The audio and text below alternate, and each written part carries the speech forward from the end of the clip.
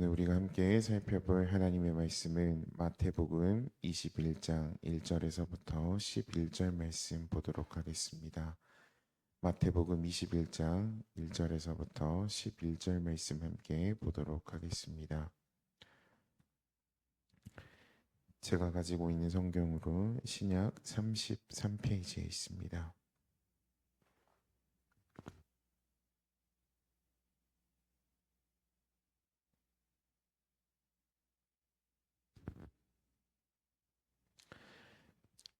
다 찾으셨으면 한 절씩 교독하겠습니다. 그들이 예루살렘에 가까이 가서 감람산 벳박에 이르렀을 때 예수께서 두 제자를 보내시며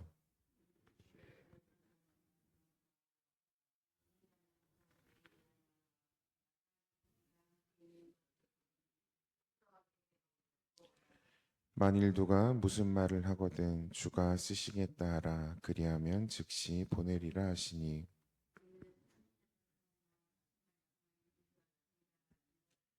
시온 딸에게 이르기를 내 왕이 내게 임하나니 그는 겸손하여 낙이 곧 멍에 매는 짐승의 새끼를 탔도다 하라 하였느니라. 나귀와 나귀 새끼를 끌고 와서 자기들의 겉옷을 그 위에 얹음에 예수께서 그 위에 타시니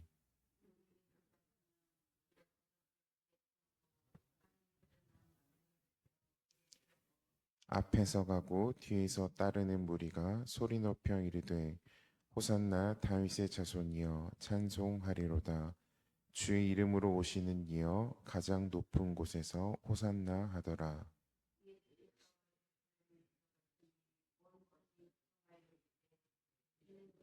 함께 읽겠습니다. 무리가 이르되 갈릴리 나사렛에서 나온 선지자 예수라 하니라. 아멘. 오늘 우리가 함께 살펴볼 본문은 21장에서부터 27장까지가 구속사역의 최종적인 성취를 위하여 주님께서 예루살렘의 평화의 왕으로 공식 입성하시고 십자가 고난을 당하기 전까지의 사건을 나누고 있습니다. 이러한 예수님의 예루살렘 입성은 결정적인 전환점을 맞이하게 됩니다. 예수님께서 지난 3년간의 공생애를 가지신 것은 첫 번째로 본인의 메시아직을 되도록 숨기시며 결정적으로 십자가 고난을 통하여 구속 사역을 완성하기 그 전에 자신의 구속 사역이 궁극적으로 가져올 천국 구원에 대한 신약 복음의 본질을 미리 밝히고 있고 선포하시기 위함이 그 첫 번째 이유입니다. 그리고 두 번째로는 십자가 사건 이후에 부활 승천하셔서 재림하여 오실 때까지 지상에 몸된 교회를 세워 복음을 세세토록 전할 제자들의 영적인 훈련을 위한 충분한 시간을 확보하기 위해서였습니다. 그리고 이것은 결국 주님께서 십자가 순환을 통한 구속 사역을 성취하실 때 그때가 임박했음을 보여주고 있는 것으로 구속사의 일대 전환을 지금 이루는 사건이었습니다. 실제로 예수님은 이 승리의 입성 사건이 있고 5일 후에 십자가에 못 박혀 죽으시는 고난을 당하게 되십니다. 승리의 왕이신 동시에 평강의 왕이요 참 자유를 주시는 겸손의 왕이심을 보여주신 예수님께서 오늘 본문을 통해 우리에게 어떠한 메시지를 나누시고자 하는지 함께 살펴보도록 하겠습니다. 첫 번째입니다. 하나님의 시간 속에 우연이라는 시간은 존재하지 않습니다. 1절 말씀을 다시 한번 살펴보면 이렇게 기록되어 있습니다. 그들이 예루살렘에 가까이 가서 감람산 벳박에 이르렀을 때 예수께서 두 제자를 보내시며 라고 말합니다. 마태복음에 기록한 저자가 예수님의 예루살렘 입성과 관련하여서 예루살렘의 경계 지역인 벳바게를 지금 언급하고 있는 것은 전과 후, 즉 갈릴리 사역과 예루살렘 사역의 명확한 구분을 보여주기 위함입니다. 벳바게라는 그 지명의 히브리어 뜻은 집이라는 의미를 지니고 있는 베트와 덜 익은 무화과의 푸른 열매를 지닌 파그라는 단어의 합성어입니다. 그래서 벳바게가 됩니다. 중요한 것은 구약에서 과거 스가랴 선지자가 메시아의 통치를 예언을 했습니다. 스가랴서 14장 4절 말씀을 제가 읽어드리겠습니다. 그날에 그의 발이 예루살렘 앞 곧 동쪽 감람산에 서실 것이요 감람산은 그 한가운데가 동서로 갈라져 매우 큰 골짜기가 되어서 산 절반은 북으로 절반은 남으로 옮기고 본문에 기록된 바와 같이 예수님은 공생의 사역의 전환점이자 그 절정인 십자가 사건을 감당하기 위한 발걸음의 첫 시작을 감람산에서 하셨습니다. 기록된 말씀대로 계획된 창조주 하나님의 시간 속에서 예수님께서 정확하게 그 뜻에 일치하고 있음을 지금 우리는 확인할 수 있습니다. 그러므로 우리는 그리스도의 생애에 일어난 사건들은 물론이고 우리들의 삶의 시간이 온전히 하나님의 주권 아래에 있음을 인정해야 될 줄로 믿습니다. 감정적이고 즉흥적인 신앙생활은 결코 올바른 길로 갈 수가 없습니다. 우리 하나님은 지혜로운 주관자이십니다. 철저하고 완벽한 계획에 따라 진행하시고 우리를 사용하시는 분이십니다. 신약을 기록한 많은 이들이 구약의 말씀들을 자주 인용하여 사용한 것은 전부 다 성취되었고 성취될 언약이 때문이라는 것입니다. 두 번째입니다. 주님께서는 무엇이든 뜻대로 하실 권세가 있다라는 것입니다. 본문 3절을 함께 다시 한번 살펴보겠습니다. 만일 누가 무슨 말을 하거든 주가 쓰시겠다 하라. 그리하면 즉시 보내리라 하시니 예수님께서 제자들에게 어떠한 상황에 대한 어떻게 대답할지에 대해 가르치신 내용이 나타나 있습니다. 수많은 예수님의 말씀과 모습과 또 함께 제자들과 시간을 보내는 모습들 중 저는 개인적으로 가장 간결하고 멋있는 리더의 모습을 보여주고 있는 구절이 이 구절이라고 생각합니다. 그 이유는 신구약 성경을 통틀어서 예수님께서 예수님 자신을 가리켜 주, 영어로 로드라고 하죠. 주라고 호칭하신 것이 여기뿐이라는 것입니다. 유명한 신학자 메이첸이라는 사람은 교회가 즉 우리들이 예수님을 주님이라 부르는 것이 이 구절을 통해 예수님의 자기 계시의 그 근거를 두고 있다고 말했습니다. 주라는 뜻은 무엇을 의미하죠? 주인을 의미합니다. 예수님이 주라는 사실은 무엇을 지금 말하고 있는 것일까요? 바로 천지 만물이 온전히 그분의 소유라는 것을 의미합니다. 마태복음 28장 18절에 이렇게 기록이 되어 있습니다. 예수께서 나와 말씀하여 이르시되 하늘과 땅의 모든 권세를 내게 주셨으니 아직도 많은 사람들은 예수님 믿기를 거부하고 있습니다. 수많은 증거들이 수많은 메시지들이 예수님께서 하나님의 아들이심을 증거하고 있지만 그분의 신성을 부정하는 사람들이 정말 너무나도 많이 있다라는 것이죠. 하지만 그렇다 할지라도 여전히 주님은 이 세계의 주인이시고 천지를 창조하신 하나님과 동일하신 분이라는 사실을 믿어야 될 줄로 믿습니다. 고린도전서 6장 20절 말씀에 이렇게 기록되어 있습니다. 값으로 산 것이 되었으니 그런즉 너희 몸으로 하나님께 영광을 돌리라. 종이 주인의 명령을 거역할 수 없듯이 세상은 그분의 섭리의 질서를 절대 막지도 늦출 수도 앞당길 수도 없다라는 사실입니다. 이 자리에 앉아 계신 송정소망교회 모든 직분자들께서는 지금보다 더 신실한 주의 도움이 되시길 주님의 이름으로 축복합니다. 세 번째입니다. 하나님께서 하신 말씀은 완벽하게 성취가 되어집니다. 본문 4절에서부터 5절 말씀 제가 읽어드리겠습니다. 이는 선지자를 통하여 하신 말씀을 이루려 하심이라 일렀으되 5절 시온 딸에게 이르기를 내 왕이 내게 임하나니 그는 겸손하여 낙이 곧 멍에 매는 짐승의 새끼를 탔도다 하라 하였느니라. 예수님께서 취하신 행동들이 구약에 예언된 선지자의 예언을 성취하시는 과정임을 지금 말하고 있습니다. 즉 주님께서는 스가랴 선지자의 예언을 이루기 위해 새끼 나귀를 타고 입성하신 것입니다. 앞에서도 나눈 바와 같이 하나님께서는 모든 일을 계획에 따라 가장 완벽한 시간 타이밍 속에 이뤄가시는 분이십니다. 동일 본체이신 그리스도의 행보 하나하나는 이렇게 성취되어 가고 있음을 우리가 확인할 수 있습니다. 분명하게 알아야 할 것은 예언자들의 역사적 위치와 예언의 권위를 올바르게 우리는 이해해야만 합니다.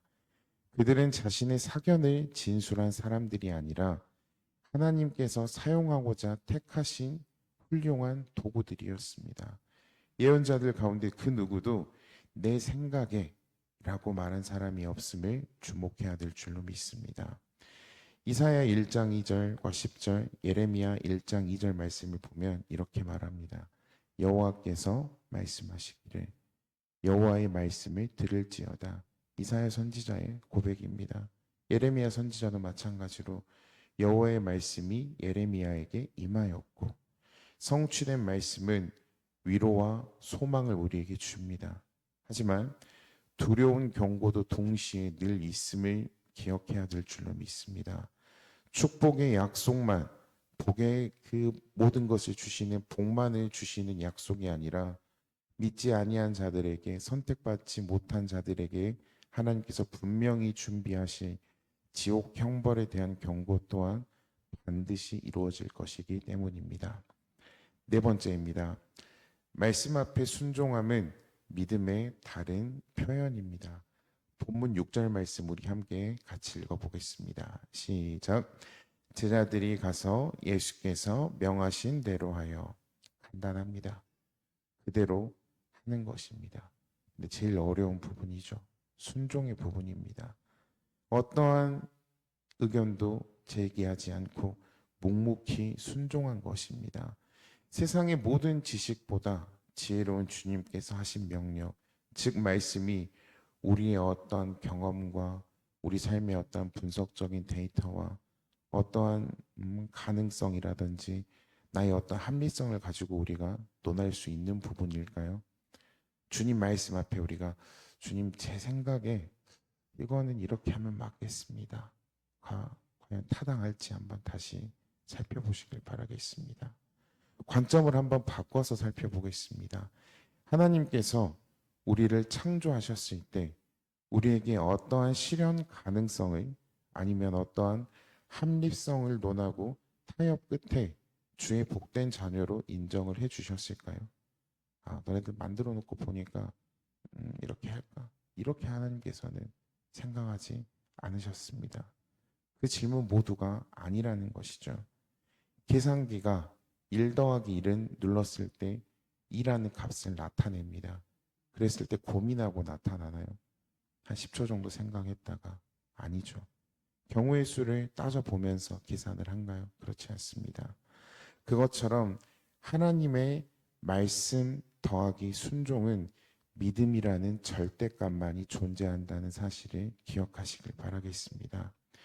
빌립보서 4장 13절 말씀입니다. 내게 능력 주시는 자 안에서 내가 모든 것을 할 수 있다. 바울은 이렇게 외쳤습니다. 하나님의 역사는 순종하는 믿음이 뒤따랐었을 때 반드시 나타날 줄로 믿습니다.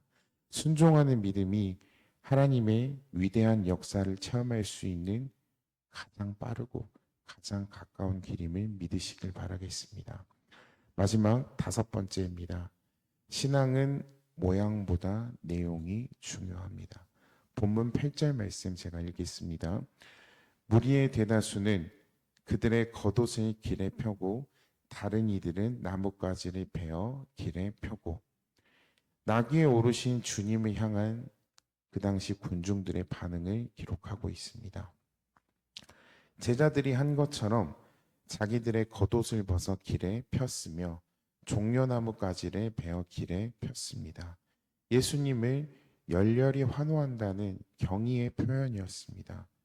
여기 구약 성경을 보면은 비슷한 모습이 한 군데 더 나타납니다. 열왕기하 9장 13절 말씀을 보면 이렇게 기록되어 있습니다. 무리가 각각 자기의 옷을 급히 가져다가 섬돌 위 곧 예후의 밑에 깔고 나팔을 불며 이르되 예후는 왕이라 하니라. 비슷한 장면입니다. 북왕국 이스라엘의 예후가 왕이 될 그 상황입니다. 신구약 중간 시대에 유대인의 영웅으로 기록된 마캅이라는 자가 수리아와의 전쟁에서 승리를 거두고 예루살렘에 입성했을 때도 군중들은 종려나무 가지를 흔들며 환호했다고 전해집니다. 단순하게 군중들에게서 보여지는 모습으로만 보았을 때 정말 기쁨으로 로마를 무너뜨릴 이미 승리한 개선 장군의 모습처럼 보여지는 예수님을 믿는 그리스도인으로 그려질 수도 있습니다. 하지만 그들은 5일이 채 안 되어서 예수님을 십자가에 못 박아야 한다고 외치는 폭도들로 변한다는 사실을 우리는 알고 있습니다. 겉모양은 그 군중들은 제자들을 닮았지만 속 사람은 변한 게 전혀 없었다라는 것이죠. 신앙에 있어서 누군가를 모방하는 것, 즉 다른 말로 바꾸면 롤 모델로 삼는 것은 건강한 동기부여가 될 수 있습니다. 이를 두고 사도 바울은 고린도전서 11장 1절에 이렇게 말합니다. 내가 그리스도를 본받는 자 된 것 같이 너희는 나를 본받는 자 되라. 본받는다라는 것은 외적으로 드러나는 신앙생활의 행위뿐만 아니라 내면, 즉 그 내용 또한 동일해야 함을 말합니다. 하나님께서는 언제나 동일하시게 외모가 아니라 무엇을 보시죠? 중심을 보십니다. 겉모양을 신실한 신앙의 내 모습으로 우리는 꾸밀 수가 있습니다. 교회 안에서는 누구나 다 바울처럼 아브라함처럼 이삭처럼 살아가는 모습을 보여줄 수 있다는 것이에요. 하지만 그 내면까지 그 신앙인들의 모습처럼 복사 붙여넣기를 할 수가 오래 할 수는 절대 없다라는 것입니다. 인격이나 생활에 변화가 없는 사람은 아무리 오랫동안 신앙생활 기간을 가졌다 할지라도 성령의 열매를 맺지 못한 삶일 뿐이라는 것입니다. 기독교인은 있어도 그리스도인은 없다. 이런 말이 자주 들립니다. 왜 그럴까요? 본문 9절을 보면은 앞에서 가고 뒤에서 따르는 무리가 소리 높여 이르되 호산나 다윗의 자손이여 찬송하리로다. 주의 이름으로 오시는 이여 가장 높은 곳에서 호산나 하더라. 무리들이 예수님을 향해 호산나 호산나 하며 외칩니다. 다윗의 자손과 주의 이름으로 오시는 이로 불렀습니다. 이는 모두 메시아를 가리키는 말로 군중들이 예수님을 메시아로 인정했다라는 의미가 됩니다. 호산나라는 단어의 뜻은 무엇일까요? 부디 구원해 주시옵소서, 지금 도와주시옵소서라는 뜻입니다. 군중들은 로마의 통치 아래 고난당하고 있는 자신들의 처한 상황을 지금 예수님께서 당장 해결해 줄 것이라는 태도를 취했다라는 것이죠. 의심할 이유 없이 죽은 자를 살리신 예수님을 자기들이 기다리던 정말 어떤 막강한 군사력을 휘두를 수 있는 메시아라 생각했기 때문에 환영했다라는 것입니다. 그 당시 상황을 살펴보면 충분히 그렇게 할 수 있을 것이라고 이해가 되어집니다. 그러나 이 무리들은 십자가 사건의 그날 예수님의 죽음이 있었던 때와 그 장소에 함께하지 않았습니다. 진정한 그리스도인이 얼마나 있는지 통계적인 숫자 이런 것 말고요. 정말 진정한 그리스도인은 오직 하나님께서만 아실 것입니다. 정말 그 숫자는 우리가 확인할 수도 없을 것이고 장담할 수도 없을 것인데 부디 바라고 원하는 것은 우리 성동성막 모든 공동체는 정말 진정한 그리스도인의 숫자 속에 포함되어 있기를 바라겠습니다. 많은 기독교인들이 주의 영광의 자리에 꼭 붙어 있고 나의 이름이 있기를 원하는 모습을 보입니다. 이것은 잘못된 행동이나 생각이 절대 아닙니다. 당연한 것입니다. 왜 우리 주의 영광 옆에 있어야 되잖아요. 주의 이름을 높이기 위해서요. 하지만 그분의 고난에 함께 동참하기는 싫어하는 이들 또한 함께 있습니다. 영광과 거룩한 자리에는 함께하고 싶지만 수고하고 헌신하고 정말 힘든 그 자리에는 함께하고자 하지 않은 이들이 반드시 있다라는 것이죠.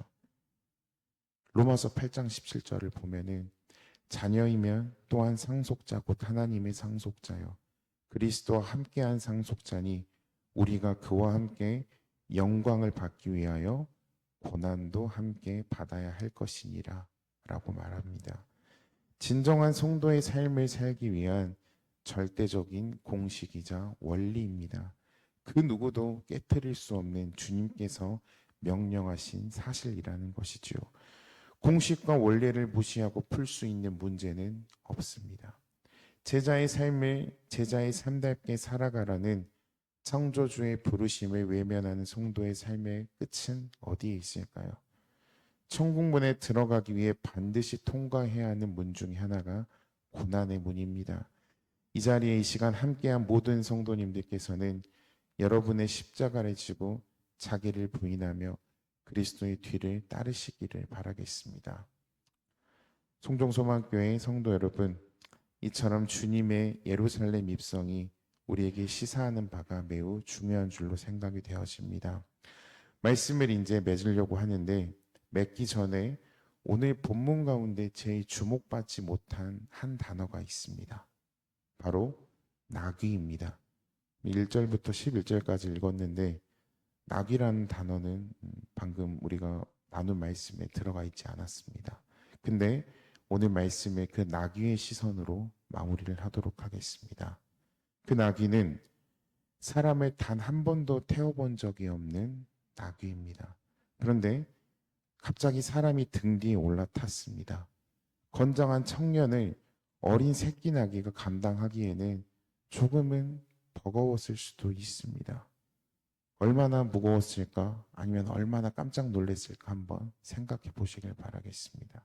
그런데 한참을 타고 가다가 갑자기 사람들이 자기 발밑에 겉옷을 벗어 깔고 나뭇가지를 꺾어서 길을 만들어 줍니다. 새끼 나귀는 본인이 잠깐 굉장한 주인공이 된 듯한 착각을 겪습니다. 그러나 곧 깨닫죠. 그 행렬은 자기를 위한 행렬이 아니라 자기 등에 앉아 있는 분을 위함이었음을 나귀는 깨닫습니다. 그리고 사람들의 외침을 듣죠. 그리고 알게 됩니다. 내 등에 탄 분이 예언을 성취하러 오신 메시아임을요. 그리고 내가 비록 비천한 나귀이지만 그 메시아의 사역의 첫 발걸음에 쓰임 받고 있다라는 사실에, 그리고 가장 중요한 그 예루살렘 입성의 시점에 내가 지금 서 있을 수 있다라는 그 사실에 새끼 나귀는 가장 중요한 등장 장면에 언약의 성취 장면에 쓰임 받고 조용히 사라집니다. 그 이후에 어디에도 이 나귀가 어떻게 됐다라는 기록은 없습니다. 겸손의 왕으로 오신 예수님을 위한 하나님의 구속 사역의 섭리대로 쓰임을 받았다라는 것입니다. 마지막 결론입니다. 주를 위한 성도의 봉사의 삶은 이런 모습을 가져야 될 줄로 믿습니다. 겸손의 왕으로 오신 예수님을 닮아야 하는 겸손의 핵심이 바로 이것입니다. 주님을 위해 내 삶을 정말 활활 태우고 흩날려가는 재처럼 조용히 사라져야 될 줄로 믿습니다. 이름도 없이 빛도 없이 사라져야만 합니다.